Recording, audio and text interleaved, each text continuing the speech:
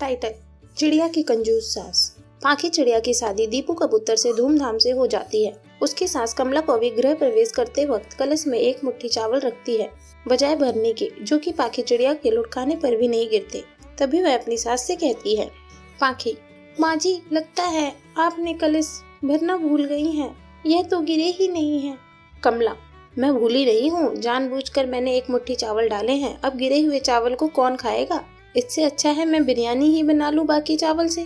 पाखी, माँ जी तो बड़ी कंजूस निकली, मेरा गृह प्रवेश भी अच्छे से नहीं किया। कमला, बहू कुछ बोली क्या? पाखी, ना माँ जी, अभी मेरी जुबान खुलने में वक्त लगेगा, नया ससुराल है। दीपू, माँ नींद आई है, थोड़ा खाना खाने को मिलेगा क्या? कमला, तेरी शादी हुई है, वहाँ तूने खाना नहीं खाया क्या? अब मैं यहाँ क्या बनाऊं? दूध ले आती हूँ, दूध पीकर सो जाना, मैं खाना वाना नहीं बनाने वाली। दीपू, माँ मेरे लिए भी आप कंजूस बन के दिखाओगे? थोड़ा सा खाना है या पास्ता वगैरह बना देती।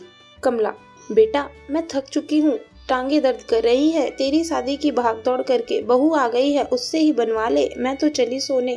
पाखी, हाय रब्बा, माँ जी तो बड़ी कंजूस है।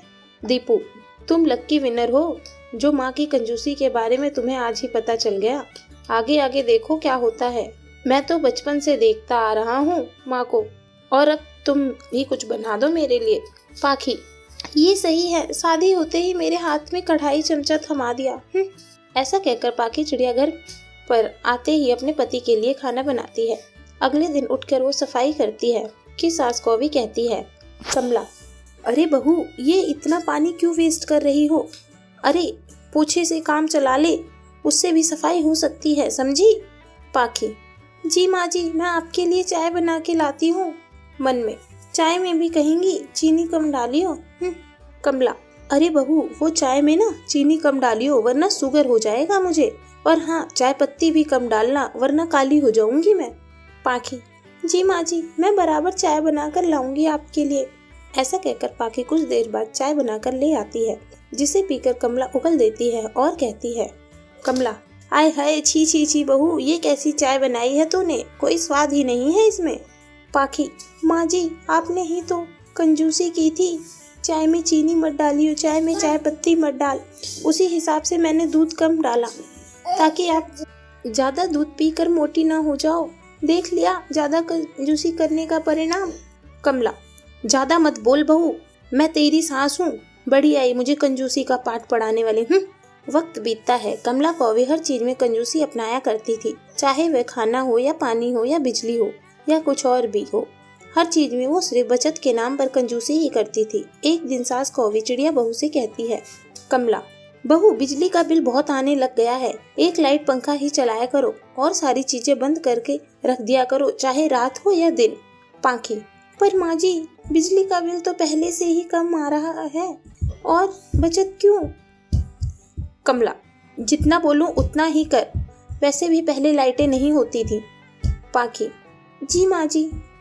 उस रात दीपू कबूतर घर नहीं था और सास बहू ने पूरे घर की बत्ती गुल करके मोमबत्ती जलाए घर में बैठी थी। इसी बात का फायदा उठाकर दो कौवे उनके घर में चोरी कर लेते हैं। जब पाखी चिड़िया और कमला चिड़िया को पता लगता है तो वो दोनों डंडा लेकर उन्हें मारने की कोशिश करते हैं, पर वो दोनों चोर ही उन पर हावी हो जाते हैं और मारकर चले जाते हैं।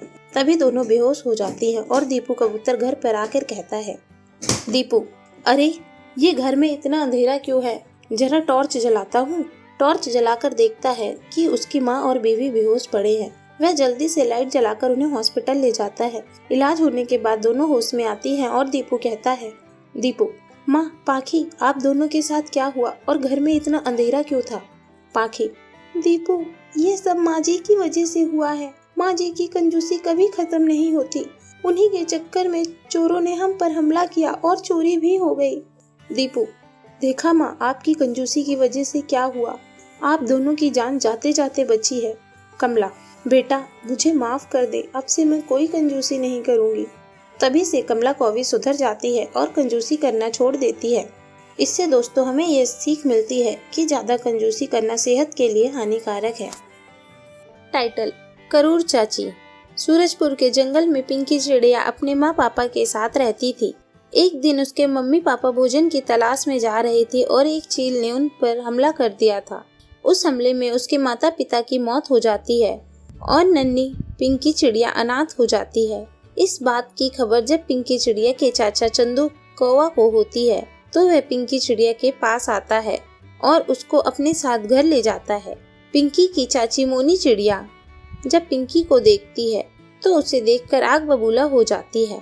मोनी, तुम तो अपने भाई भाभी की मौत पर शोक मनाने के लिए गए थे, इसे क्यों यहाँ उठा कर लाए हो? तुम इसे अभी वापस लेकर जाओ और इसको इसके घर छोड़ कर आओ। मैं इसको नौकरानी नहीं देख जो मैं इसकी देखभाल करूं।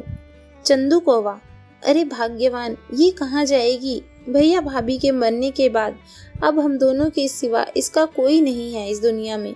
तुम कमरे में चलो, मैं तुम्हें समझाता हूँ।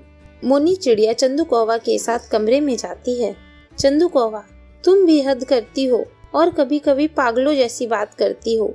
इतने दिनों से तुम मुझे नौकरानी रखने के लिए बोल रही थी तो मैं ले आया मुफ्त की नौकरानी। अब तो भैया भाभी की भी सारी प्रॉपर्टी हमारी है। चंदू कौवा की सारी बातें सुनकर मोनी चिड़िया बहुत खुश हो जाती है। मोनी, अरे ये तो मैंने सोचा ही नहीं था। तुमने बहुत अच्छा किया जो इसे लेकर यहाँ आ गए। वह पिंकी चिड़िया के पास जाती है। मोनी, पिंकी, यहाँ आओ बेटा, इस घर को तुम अपना ही घर समझो और हमें अपने मम्मी पापा। इस तरह कुछ दिन गुजर जाते हैं। एक दिन मोनी चिड़िया पिंकी चिड़िया से कहती है, जाओ जाकर अपने चाचा के लिए नाश्ता और मेरे लिए चाय बना दो।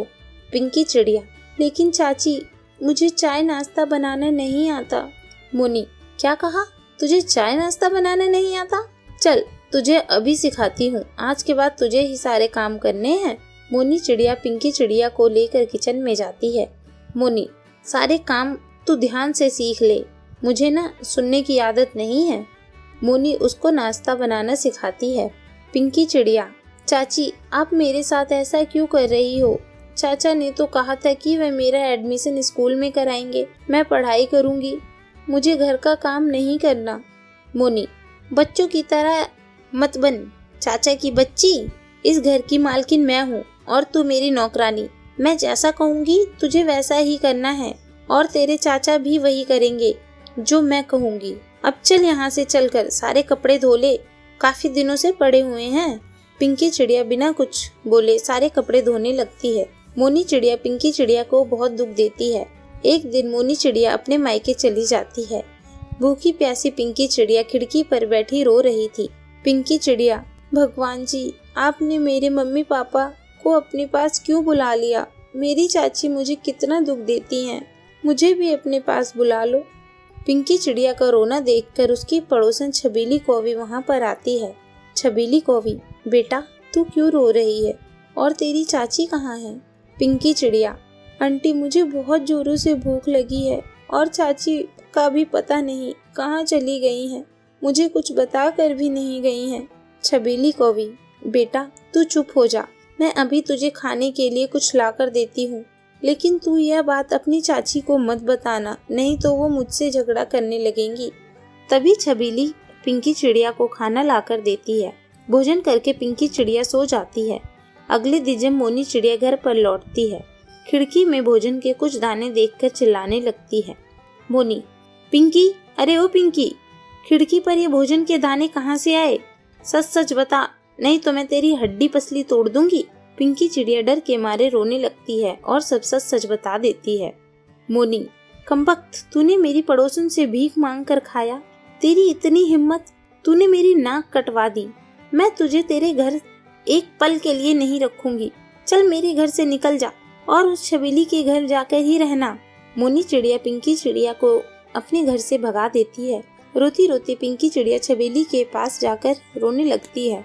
छबीली को पिंकी चिड़िया का रोना बर्दाश्त नहीं होता। वह उसको अपने घर के अंदर ले लेती है और अपनी बेटी की तरह उसको प्यार करने लगती है। पिंकी चिड़िया छबीली कौवी का प्यार पाकर अपने सारे दुख भूल जाती है और खुशी खुशी उसके साथ रहने लगती है।